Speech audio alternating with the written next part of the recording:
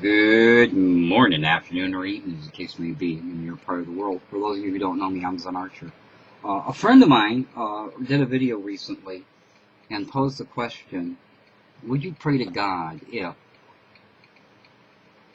if you're dying? And I wanted to do a video reply as an answer to that. And I also thought that it might be a good subject not only for there, but for a lot of places. So this video will probably be posted in a number of places. So I wanted to answer the question. First of all, I'm not somebody who currently believes in a supreme being, intelligent design, all of that stuff. I further don't believe in a hereafter, that you come back again in reincarnation. I don't believe in that either.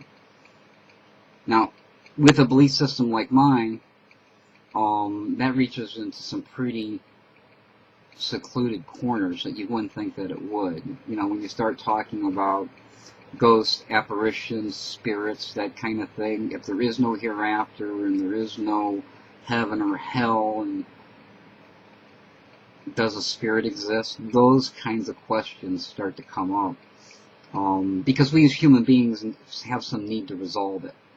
Now, I am, I guess, an atheist, or not an atheist, an agnostic, in that I leave the door open for the possibility, even a slight possibility, that I might not be right.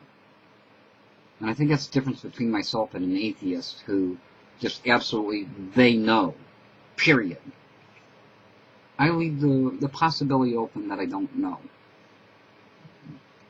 But I go with what I believe. Now, I was born and raised into a Southern Baptist home. I went to a parochial school. I went to a Lutheran school up until high school.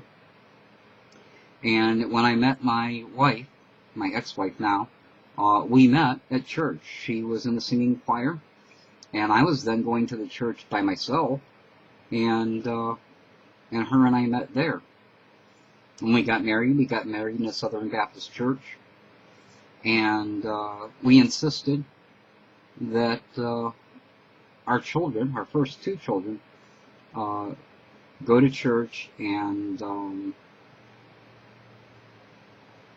with us, and also go to church afterward. They went on their own. And I thought it was a good thing because I thought it taught values. My second two children, I did not insist on them going, because by that time I had come to the decision that they could learn the values at home, you know, through my wife and I. They didn't have to go to church for that. And I wanted them to be free to choose if they believed or not.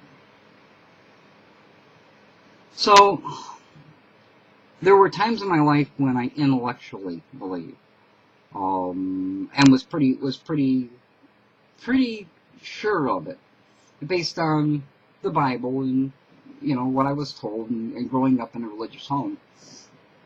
However, as I grew older, I realized that although I may believe it intellectually, in here, deep down in my heart, I just didn't. And I was a good Christian. I did, you know, I did the right thing whenever I could, and I tried to follow the, you know, the Bible, but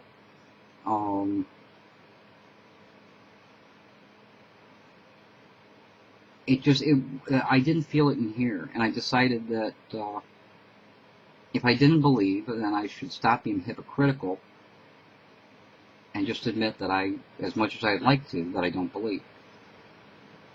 So I did. Now, where we get to my friend's question is that at 32 years old, I had a heart attack, pretty sizable heart attack, and at the hospital, I felt myself going. You know, I really felt myself going. I felt once my eyes closed, that was it. It was over. And I didn't pray to God. I said, I don't want to go. And I was sorry that I had to leave my family without the support that I could give them. But I didn't pray to God. You know, I guess some people would. Some people with some religious background might, I don't know, hedge their bet, you know, and leave the door open that they might be wrong, and if, you know, grasp at that straw.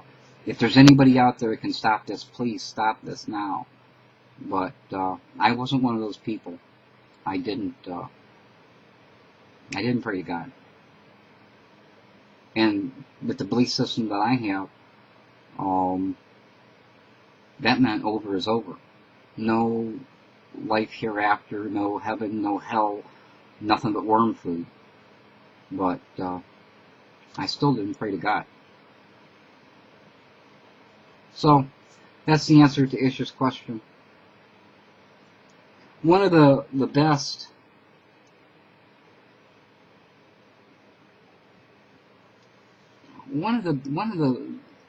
I think the wisest thing that I ever heard from someone who doesn't believe in a supreme power, intelligent design, was by the magician Penn Jillette from Penn and Teller.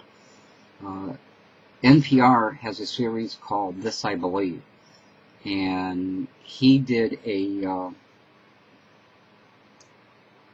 I can't think of the word right now, but he did a piece for them, and I'll put a link in the description of the video so that you can go and listen to it. It's probably the best explanation by someone who doesn't believe. I think even if you're somebody who does believe, I think it's worth listening to. So I'll put the link in. At any rate, until next time, as always, this is Zen, saying you be well.